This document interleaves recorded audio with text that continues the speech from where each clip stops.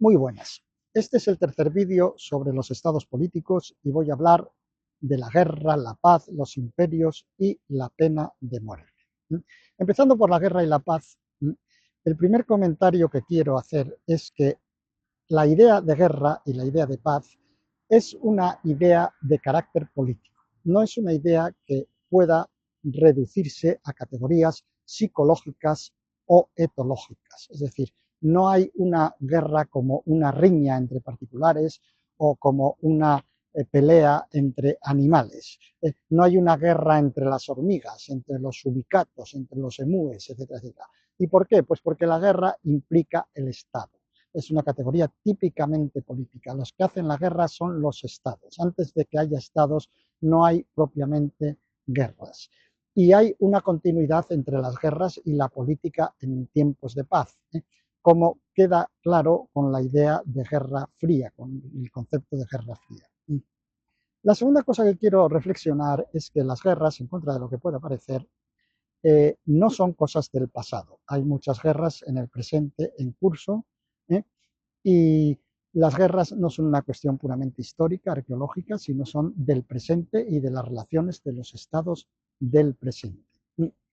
Y que la idea de que hay o puede haber o habrá en el futuro una paz perpetua es una idea completamente mitológica, que es completamente falsa, que la formuló Kant, como se sabe, hace unos siglos y que así estamos. No hay más que ver las dos últimas guerras mundiales. Esa guerra, esa paz perpetua, esa paz evangélica, esa paz de Cristo, pues no existe realmente. Entonces, mientras hay estados, hay guerras. ¿Y por qué hay guerras? Pues porque no hay un sistema que pueda mediar entre estados e imponer las decisiones que se toman, sencillamente. Hay tres utopías sobre estas cuestiones de la guerra y de la paz que hay que tener cuidado porque están en muchos mapas filosóficos del mundo y son erróneas y nos pueden despistar. La primera es la utopía del anarquismo, es la idea de que los estados van a desaparecer, de que la sociedad actual dejará paso a una sociedad posestatal, sin estados. Es la idea que tenía el marxismo prospectivo, el marxismo que consideraba que habría en el futuro pues una internacional proletaria mundial y los estados que eran considerados algo así como los consejos de administración de los grandes capitalistas, pues tenían que desaparecer tras la revolución proletaria. Otra idea es que las guerras se pueden evitar siempre a través del diálogo, porque estamos en un Estado de Derecho, somos civilizados, somos parlamentarios, etcétera, y entonces hay que negociar y dejar las armas. Esa es la famosa idea que está en el teorema de Doyle, de que no puede haber guerra entre democracias porque es imposible que un parlamento democrático declare la guerra a otro parlamento democrático. Este principio de Doyle es falso. De hecho, los estados democráticos pues declaran la guerra tanto más que los no democráticos, sin ningún problema. Y aunque las relaciones internacionales en tiempos de paz se rigen por tratados, pues los tratados, pues como sabemos, se incumplen constantemente. Entonces, los tratados están vigentes, pues mientras están vigentes y no son eternos tampoco ni perpetuos. Y hay situaciones de conflicto pues que no se solucionan parlamentando, desgraciadamente. Y entonces los estados tienen ejércitos porque si no, no tienen soberanía y cuando hace falta, pues entran en guerra. Esa es la realidad. Esa es la realidad del mapa verdadero del presente y lo que estamos viendo todos los días en los periódicos y en los telediarios. Y lo demás son todo utopías, son todo buenos deseos, son todo cuentos y entonces hay que intentar ajustarse a lo que es real.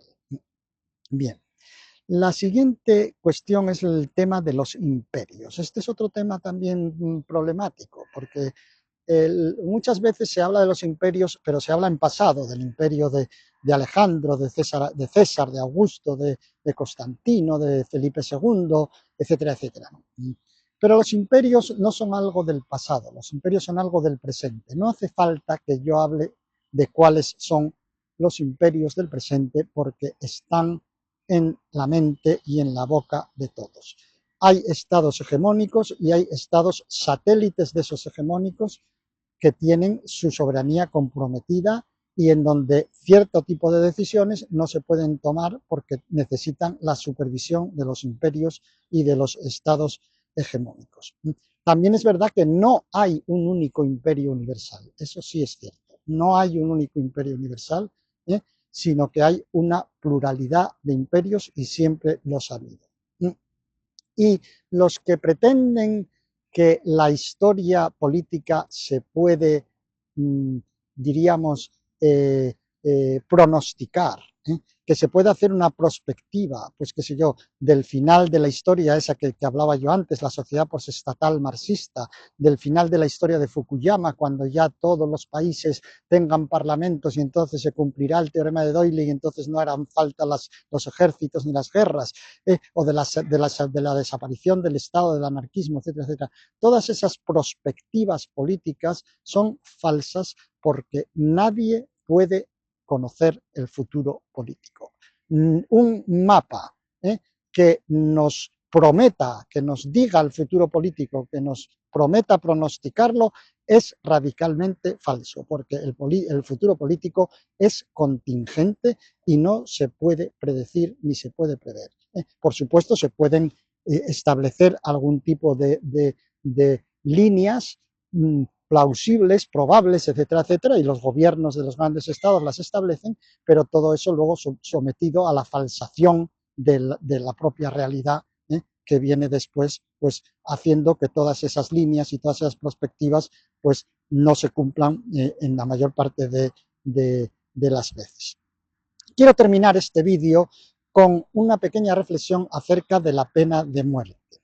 La llamada pena de muerte es un sistema por el cual los estados institucionalizan la muerte y pueden matar a algunos de sus súbditos o de súbditos de otros estados, ¿no? La idea de pena de muerte es una idea que está mal construida, el propio concepto, ¿no?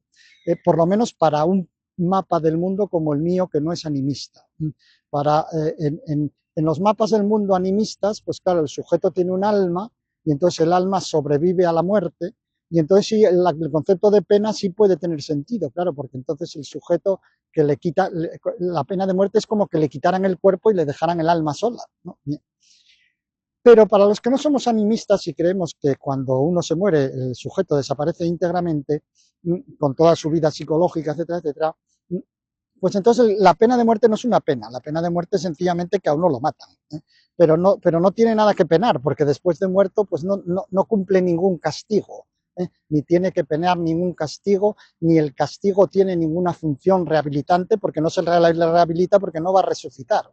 Entonces ahí el concepto de pena está usado de una manera muy rara, porque efectivamente ese reo que al que se le aplica la pena de muerte pues no se va a reinsertar de ninguna manera, ¿no? Ahora bien, independientemente de esta cuestión que afecta al nombre, etcétera, ¿puede el Estado matar? Bueno, de hecho los Estados matan y cuando están en guerra mucho más. Y cuando están en guerra la pena de muerte se da por supuesto, porque es que la realizan los ejércitos prácticamente sobre la marcha.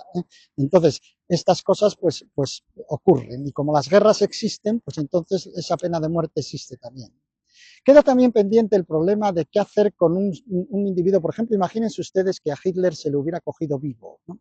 Entonces, ¿qué hacer con una persona de ese estilo, ¿no? Ya vieron cómo terminaron los juicios de Nuremberg, y eso es una realidad pues relativamente próxima, como sabemos, ¿no? En todo caso, lo que sí quiero terminar esta pequeña reflexión sobre la pena de muerte es que no parece que en los estados del presente En estos estados de partidos políticos de los que hablé en los dos vídeos anteriores, en estos estados de consumo pletórico, etcétera, etcétera, de libertades, etcétera, etcétera, no parece que la pena de muerte, desde luego, sea funcional, ni sea prudente, ni tenga mucho sentido, porque yo creo que por una serie de razones que aquí no voy a explicitar, pues tiene más inconvenientes que ventajas. Pues con esto termino este pequeño comentario. Muchas gracias por vuestra atención.